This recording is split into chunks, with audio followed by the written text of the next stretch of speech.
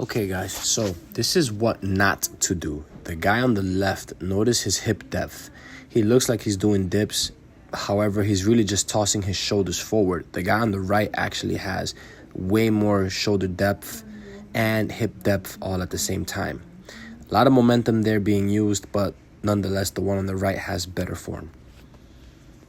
Okay, pay very close attention. The guy on the right with the sweatpants, he is doing his pull-ups at a 90-degree stop. He is not locking out entirely. He also begins at a 90 degrees. Notice the difference. He's also getting gassed out very quickly.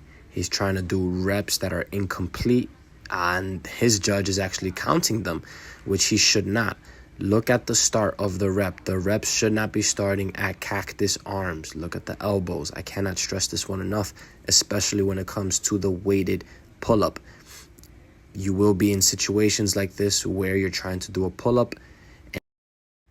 Okay, once again, in this video, the one on the left, look at his push-ups versus the guy on the right.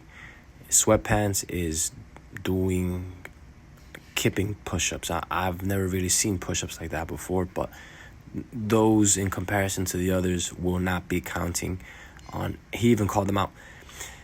Those will not be counting on any of our competitions. We're looking for quality. We're looking for something normal, like decent. Even if you're exhausted, your push-ups should not be looking like that.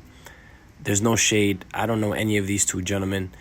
I don't know them personally. I've seen them before, like online. I've seen them battle before. But, you know, again, this is just to set a certain type of standard on what we're looking for, okay? And understand that the judges will not be counting these reps either, okay?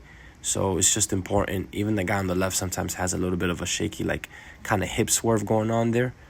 But regardless, yeah, we understand that when you're tired, things look a little bit different. So we will do our best to be correcting form as much as possible. So get a visual representation of what.